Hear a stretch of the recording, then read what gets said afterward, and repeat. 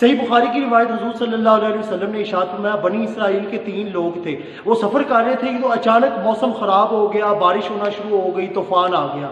ان کو ایک غار نظر آیا، انہوں نے اصلاح کی کہ ہم اس غار کے اندر جا کے نہ پناہ لے لیتے ہیں، جب طوفان ختم ہو جائے گا تب ہم اپنے سفر پہ روانہ ہوں گے۔ صلاح مشورہ کرنے کے بعد وہ چلے گئے اور جا کے غار کے اندر انہوں نے پناہ لے لی۔ ایک بھاری سا پتھر اوپر سے نیچے گرا سرک کر اور آ کے اس غار کے منہ کے آگے گرا اور غار کا منہ بند ہو گیا۔ اب وہ تینوں ٹینشن میں آ گئے کہ اب ہم یہاں پہ لگتا ہے ہماری موت پکی ہے، اوپر سے غار کا بھی منہ بند ہو گیا، اوپر سے باہر اتنا طوفان، اب ہم کیسے باہر نکلے۔ خیر انہوں نے بڑا زور آزمائی کی کہ کسی طرح پتھر کا منہ جو ہے وہ پتھر سائڈ پہ ہو جائے اور ہم باہر نکل جائیں، لیکن وہ نہ نکل سکے۔ اینڈ پہ آ کے نا انہوں نے آپس میں صلاح مشورہ کیا کہ کیوں نہ ہم اپنے نیک عملوں کو یاد کر کے اللہ تعالیٰ سے دعا مانگے اور فریاد کریں، کیا پتہ اللہ تعالیٰ ہماری مشکل کو آسان کر دے۔ ان تینوں کے اندر سے ایک نے کہا ٹھیک ہے، میں اپنا جو نیک عمل جو میں نے خالصتاً اللہ کی رضا کے لیے کیا تھا، میں اس کو یاد کر کے اللہ تعالیٰ سے اس مشکل کی آسانی کے لیے دعا مانگتا ہوں۔ اس نے دعا کی، باری تعالیٰ تو جانتا ہے کہ میرے پاس ایک مزدور کام کیا کرتا تھا، اس نے 1 سا چاول کی کٹائی کی، 1 سا یعنی 3 کلو نا، اسے 3 کلو چاول کی کٹائی کی، اور کٹائی کرنے کے بعد وہ کسی لڑائی کی وجہ سے چلا گیا چھوڑ کے۔ میں نے اس کی چاول کی کٹائی کے اوپر جو اس کو اتنی رقم وغیرہ آئی تھی اس کو میں نے آگے انویسٹ کر دیا، آگے انویسٹ کیا تو وہ انویسٹ کرنے کے بعد اس کی رقم دگنی ہو گئی، اس کے اندر سے میں نے بھیڑ مویشی سارے خرید لیے اور اس کی کافی زیادہ جو ہے نا اس کا سرمایہ اکٹھا ہو گیا۔ وہ کچھ مہینوں کے بعد آیا تو اس نے آ کے مجھے کہا کہ میری وہ مزدوری مجھے واپس کر دیں، تو میں نے بغیر کوئی سوال جواب کیے میں نے کہا یہ سارا کچھ تمہارا ہے، لے جاؤ۔ اس نے کہا میں تو 1 سا چاول کی کٹائی تو میں اس کی رقم لینے کے لیے آیا ہوں، تو یہ اتنا سارا کچھ، تو اس نے کہا میں نے اس کو آگے انویسٹ کیا تھا اور اس کی وجہ سے یہ سارا بھیڑ مویشی سارا یہ تم دیکھ رہے ہو، تو یہ سب تمہارا ہی ہے، تم لے جاؤ۔ تو اگر باری تعالیٰ تجھے میرا وہ عمل جو میں نے خالصتاً تیری رضا کے لیے کیا تھا اگر تجھے وہ پسند آیا تو ہمیں اس مشکل سے آسانی فرما۔ اللہ تعالیٰ کی یہ دعا بھی کرنی تھی کہ پتھر تھوڑا سا جو ہے نا اپنی جگہ سے سرک گیا۔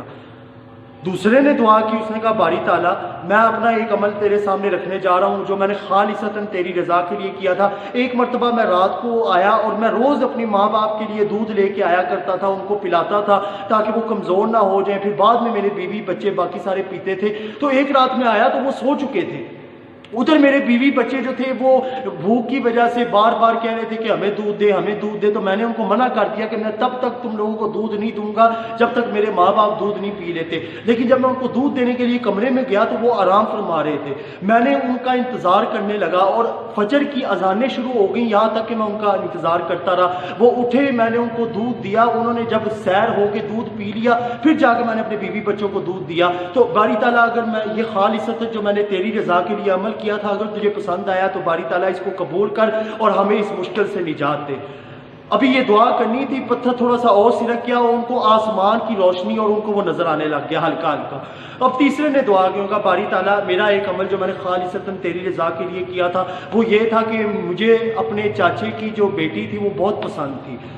تو میں اس کے ساتھ پیار کرتا تھا، میں اس کو چاہتا تھا، تو میں اب غلط طریقے سے، کیونکہ چاچا راضی نہیں ہو رہا تھا ہمارے نکاح کے لیے، تو میں غلط طریقے سے اس کے ساتھ جو ہے نا ناجائز طریقے سے تعلقات بنانا چاہتا تھا، تو میں نے اس کو راضی بھی کر لیا۔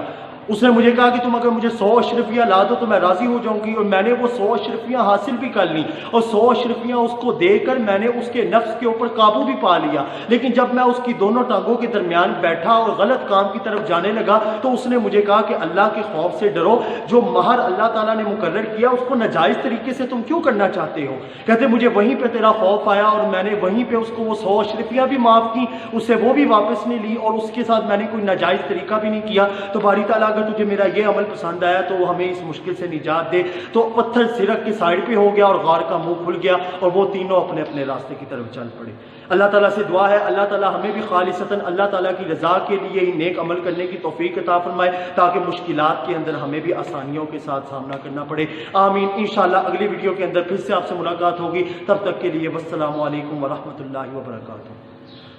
جا زندگی مدینے سے جھونکے ہوا کے لا، شاید حضور ہم سے خفا ہے منا